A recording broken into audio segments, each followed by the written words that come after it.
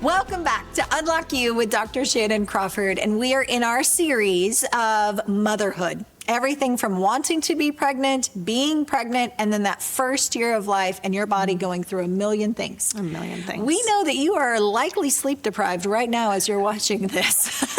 So we're going to make this a part one, very short, digestible, and Dr. Grace is going to help you understand what's going on with my hormones and or if you're a loved one, a spouse, a family member, that you can understand what's going on with your loved one's hormones as she has just delivered a baby, new person is here, and what do we expect? Yeah. You know, and if you weren't already going crazy with the sleep deprivation before, because that can happen in late-term pregnancy, even you're definitely experiencing it now. So we feel for you. One of the things that I found to be really helpful, I actually heard from my own doctor when I delivered my first son. She looked at my husband and she said, think of this as a biological change in your wife. Yeah. And she said it with such intent that I think he really did remember it. And I remember her saying that and noticing what a profound impact that had on me later on, because of course, with all those hormone changes and everything that you begin to experience, it begins to come out in the way that we behave and in the way that we think, right? Yeah. And so one of the things that's really important to understand when we are postpartum is it's such a tender time. Yeah. Like, it is so tender. You've got this new little baby, you're healing. Maybe your spouse didn't think that he was bringing home two people from the hospital in diapers, because that is a real reality. But it's such a tender time, and because it's so tender, there's this nurturing that needs to happen for both baby and for mama. And one of the things that's really important in that time, especially for mama, is her mental health. Yeah. So when we think about all of the needs that mom has, she has some biological needs. She has to provide relationally for her child, and she has to take care of herself in the middle of all of this to some degree. And so whenever we can come around mama and provide that support, that's so important. So let's talk about maybe some of the postpartum depression is one of the things that a lot of women experience. That's actually 1 in 5 women are going to experience postpartum depression. So if you don't have it, someone you know does. Yeah. And it's really important to understand how depression kind of creeps in. And this is where we see that overlap between sleep deprivation, new demands, and mood changes, all of that coming together. If I wanted to create a recipe for somebody to begin to develop depression, it would be, I'm going to give you a task that you don't know how to do, and I'm going to give you no resources to do it. And that is kind of a great recipe. And a sleep-deprived body, which, by the way, prison uses sleep deprivation as one of their mean things to do to people. They do. So imagine your little body. Yeah, poor thing. Exactly. That, and throw off routines. So if you want, so there's a reason why these things are used in like torture settings and that kind of thing, which is really, really difficult to think about, but it is a reality. So tender time. Mom, if depression becomes something that is a part of your reality, just know that you are absolutely not alone. Here's what I want to do, though, is I want to just give mamas and even the fathers out there a sense of what it might look like, because if you don't have a history of depression, it might be something that looks like you don't exactly know what you're facing. So if you are sleep deprived and you begin to not have as great of a filter on your thoughts, you're going to begin thinking and believing some really goofy things. Now, here's what this might look like. Picture you are out walking your baby in the stroller, and all of a sudden, that sleep deprivation is catching up to you, but you're just thinking, I'm not a good mother. I don't have what it takes. These are the kinds of thoughts that can invade our minds when we're vulnerable and we're susceptible. I don't have what it takes. My baby doesn't actually need me. I'm just a burden. Not here. It's better if I'm not here. It's better if they're not here. That's when we kind of get into some psychosis even too, which is not something we're going to talk about just now, but it is important to talk about in the future. So whenever you start to notice those kinds of thoughts coming in, it's important to recognize that they are very biologically rooted. They're very much connected to this season of life that you're in. Yeah. And so getting around people, getting community is going to be one of the most important things that you can possibly do. Hopefully during your during the perinatal mental health season of your life, you've got people around you. If you don't, begin to gather them. That's one of the things that I would say during pregnancy. Moms, go ahead and start gathering your tribe around you if you don't already have one, so that you've got those people around you. One of the things I think about too with moms is that in addition to having people around you to support you, is knowing yourself. And if you start to notice some of those thoughts creeping in, reach out to somebody who knows you really well, and don't be afraid to share, because somebody else out there, again, has probably experienced, like we mentioned, that stat, 1 in 5 women have likely experienced this. But I also want you to think about, whenever those thoughts do come up, doing something to care for yourself to counter those thoughts, right? We've talked about before in previous episodes the importance of letting those things pass through and pass over you, especially if they're becoming overwhelming. Depression can look different from woman to woman. Exactly. You know? And it might be that you're having a lot of thoughts. It might be that you're feeling really teary. It might be that you're isolating and that you're alone, which you're already doing if you're at home taking care of baby. You might even be having thoughts like, I shouldn't be here anymore. I don't think I can do this, and if any kind of suicidality begins to creep in, that's a big red flag right there, that we definitely want to pay attention to. And don't own it as your own. Like the thought that I want to kill myself, I want to kill my baby, I'm a terrible person. Your hormones are so jacked up right now, and your thoughts really are driven by hormones.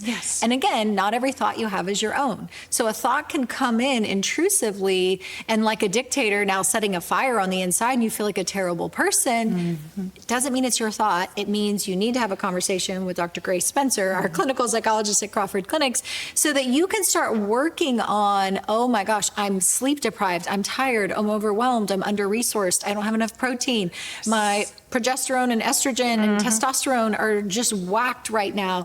And all of those factors normalize and then calm everything back down. Many times people who want to have suicide as a thought, it's actually, I feel overwhelmed and I feel powerless and stuck in a season that I'm under-equipped. I don't have a rule book. I don't have experience. I don't know how to do this. And so the unconscious mind goes, oh, if I just wasn't here, or I'm not doing it well, so I'm a burden. It would be better if I wasn't here. Those are the common lies that start to fill your mind. If you work with a good psychologist that can help you get to the root level of like, oh, there's a symbolic reason that seems like a good idea. When I'm sleep deprived, when my hormones have just gone through crazy whirlwind. And so if you know that, you can partner with that process. Secondly, when you're creating your support system, because I thought that was a great point, sometimes you have an amazing, emotionally available unicorn husband. That's fantastic. 90% of the people, however, might be saying, I don't have that. Underdiagnosed a lot is actually autism in spouses. So if you're aware that your spouse loves you, but they don't necessarily know how to lean into emotion, maybe they've never experienced depression or anxiety, maybe they don't know how to do emotional stuff very well, that's not their lane, they're a good provider, they do other things really well, but that's not it. Don't expect that magically they'll be able to do that. That puts tons of pressure on your relationship. You'll start to resent them.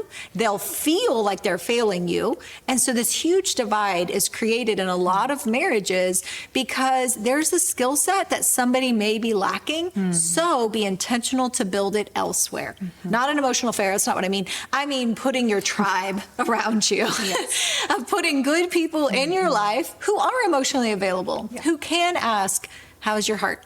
What are your intrusive thoughts today?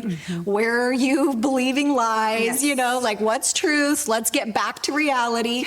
If you can do that and put good people in your life, it takes the pressure off of a romantic relationship. Maybe it's just not there, and you don't need to expect that when they're also sleep deprived, when you've just gone through a lot, but so have they, and now their fear and inadequacy, can I be a good parent? Can I be a good father? Do I have what it takes? Like, if that is something they're going through, definitely they are less able to be emotionally available to you, not because of a lack of love. And that's what we see a lot in our couples counseling, that couples start to breed resentment because of, one, not talking through expectations, 2, not even knowing they have the expectation, you should just do it because you love me. And if you don't, then I now know you don't love me. And a lot of people in their own coping mechanisms start to just kind of check out, they avoid. So if you, as mama, if you're starting to check out, scroll, do social media, just kind of stay in bed, check out of the world, odds are good you're depressed. Odds are good you're avoiding what you're actually feeling. And so you're self-medicating through tons of dopamine release to try to elevate how you're feeling instead of just going, man, this is a big adjustment. I don't feel good at it. I don't know how to do it. I've never done this before, or I have, and I feel like I failed last time, or maybe there was a miscarriage last time, or a loss of a child before, or a million scenarios that can be triggered during that first year of life. And then secondly, if your partner starts to just kind of check out, odds are good, it's not I don't love you, it's I feel under-equipped. I've never done this before either. Men are also adjusting to pregnancy, life. My wife isn't the same person I married. I don't feel like I can say that out loud because she's going to put me on the couch. Like there's so many variables that you're both acclimating. So we want to protect your marriage by having couples counseling specifically geared for that first year of life so that you really cultivate and protect your marriage. Yeah. And you know what, interestingly, even 1 in 10 men will experience either postpartum depression or anxiety during that transitional period. So if you guys have part to part instead of heart to heart happening, that can create a lot of anxiety and a lot of frustration and a lot of tension in the relationship at home too. So we would love to help you get that figured out and get you back into the role that you really want to be in, and not in the part to part, angry at each other, but heart to heart, really connecting back the way that you were before. Yeah. And in this new season as well. Yeah. Because it's a whole new role for both of you. Exactly. Be allies. Be allies. So is there one last thing that you would say in this part 1? We'll do another episode of that adjusting everything to the new life that's here. Yeah. One of the things that I really like to integrate is sometimes some spirituality and faith into the work that we do. And so Henry Nouwen has this amazing, it's an examen. If you're familiar with an examen, the prayer of examiner, looking at the self through a biblical spiritual lens. And so you might be familiar with the taken, blessed, broken, given. And that is, I think, an example very much of what parenthood is. It is especially an example of what pregnancy and becoming a mother is. And so what that looks like is taking a minute to recognize that just as Jesus took the bread and he blessed it and broke it and gave it, we too as parents, we are taken, we're chosen. We're chosen to become parents. What a gift, right?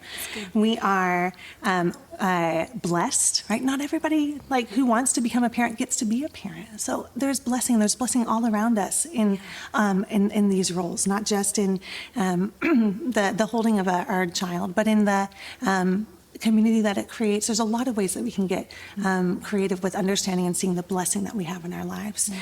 Broken. There's a lot of breaking in parenthood. There's a lot of breaking in giving birth. And it's not just your heart, it's of course physical too for mama. And depending, whatever way baby came into the world. But it's true for dads too, because dads are holding moms and they are seeing their wife erupt into this new person. It feels like an eruption sometimes, this new person. So there's a breaking, right? Just as his body was broken for us. But then given, right? We get to give, in the pain, whether it's the pain from, maybe it is some postpartum depression and anxiety, whether it's on mama or dad's side, whichever side it's on. But there is then a turning and then we get to turn that pain outward. And we can do something functional with it, turn it into something really purposeful, like in the parenting of our kids, in the giving back to our community, into growing into who it is, the next version of who it is that we're supposed to be. I sometimes kind of think of becoming a parent is a little bit like shedding an old skin, and there's a new you that's coming out, and you get to embrace that person. So taken, blessed, broken, given. So good. I love it. And so we just want to pray a blessing over you in this first year of life. You've gone through so much. We applaud you. We see you. And we just want to cancel all feelings of mom guilt. That is such a common experience for so many. And so, Father God, we just ask that mom guilt would lift off of those that are listening, and dad guilt as well. That we would not be led by condemnation. We would not be consumed with a heaviness. But we ask that heaviness, that shame, condemnation, self-reproach would lift off, and there would be a new grace to this season. And that you would just minister identity and blessing into these parents, whether a single mom or a single dad or a couple married or partnered, wherever people are in their season. I pray that there would be extravagant love and peace that replaces fear, shame, condemnation, all the accusation of feeling like I'm failing and I'm going to ruin it. But really, we just invite you in this brokenness, in this surrender of not knowing what we're doing. We invite love. And we thank you for a fresh infilling of kindness and goodness to fill people as they're listening right now. In Jesus' name. And if you would love to know more, you can just text Dr. Grace at 817-601-5540. And we provide free, confidential, no obligation phone consultations to see if this might be a resource that could help you so that you can not just live through it, but thrive and enjoy. Thanks, guys. And we'll see you for the next episode.